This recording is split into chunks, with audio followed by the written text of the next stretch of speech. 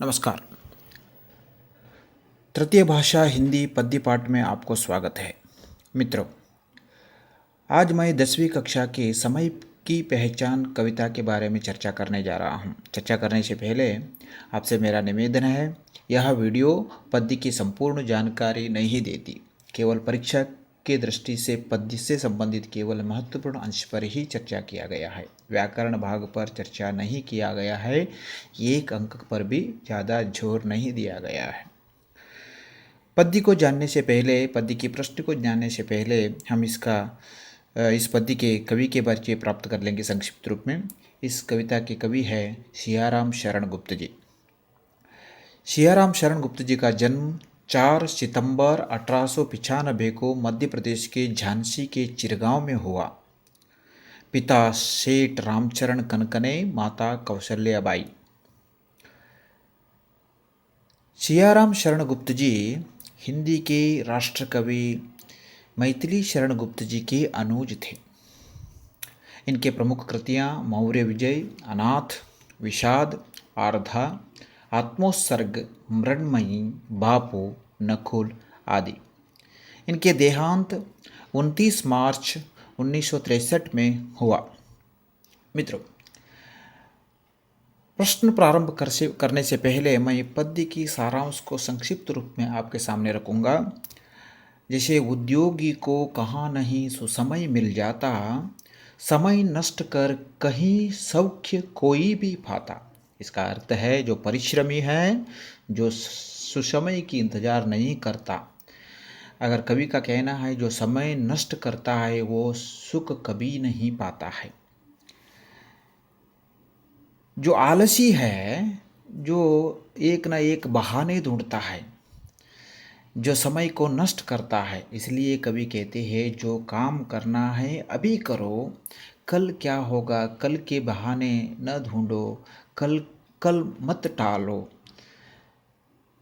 जैसा पा सकते फिर नहीं कभी तुम इसको खोके, चाहे तुम क्यों नहीं चक्रवर्ती भी होगे। ये बहुत महत्वपूर्ण है। तुम कितना भी बड़ा व्यक्ति हो, चक्रवर्ती हो, राजा हो जाए, मगर खोया हुआ समय फिर आप नहीं पा सकते। कर सकता कब कौन द्रव्य है इसकी समता, फिर भी तुमको नहीं जरा है इसकी चिंता। दुनिया में ऐसा कोई धन दौलत संपत्ति नहीं जो समय को समान है। फिर भी हमको समय के बारे में चिंता नहीं है। हम समय बार बार खो देते हैं, व्यर्थ गवा देते हैं। समय ईश का दिया हुआ अति अनुपम धन है, यही समय ही आहो तुम्हारा शुभ जीवन है। कवि का कहना है समय भगवान द्वारा दिया हुआ अति अमूल्य संपत्ति है। समय में ही हमारे आगे की आगामी शुभ जीवन है। तुच्छ कभी तुम नहीं एक पल को भी जानो, पल पल से ही बना हुआ जीवन को मानो। इसलिए हमारे जीवन में एक क्षण को भी तुच्छ नहीं देखना चाहिए। पल पल हमारे जीवन के लिए अति महत्वपूर्ण है। करना है जो काम उसी में चित्त लगा दो, जो हम करना है उसी सुसमय पर करने के लिए हमारे मन लगाना चाहिए। हमारे अंदर की संदेह को भगाना, आत्मविश्वास पर काम करना चाहिए। ऐसा सुसमय भला और कब तुम पाओगे, खोकर पीछे इसे सर्वथा पछताओगे। समय को गवाकर पीछे आगे हम पछताने के बदले ऐसा सुसमय को, शुभ अवसर को सही तरीके से हम उपयोग करके जीवन में सफल हो जाएंगे। यही इस कविता का सार है। समय का उपयोग और समय की महत्व को बहुत सुंदर तरीके से सियाराम शरण गुप्त जी ने चित्रित किए हैं। अभी इसका प्रश्न की ओर ध्यान देंगे हम। प्रश्न थोड़ा कम आते हैं, इसमें 2 अंक के लिए आ सकते हैं। समय के महत्व के बारे में, समय के उपयोग के बारे में पूछा जा सकते हैं। 1 अंक का प्रश्न भी पूछा जा सकते हैं। प्रश्न की संख्या थोड़ा कम है, फिर भी जो प्रश्न है वो अति महत्वपूर्ण है। पहला प्रश्न है, मनुष्य के लिए सुख की प्राप्ति कब संभव है? जब सुसमय पर मन लगाकर काम करने से मनुष्य के लिए सुख की प्राप्ति तभी संभव है।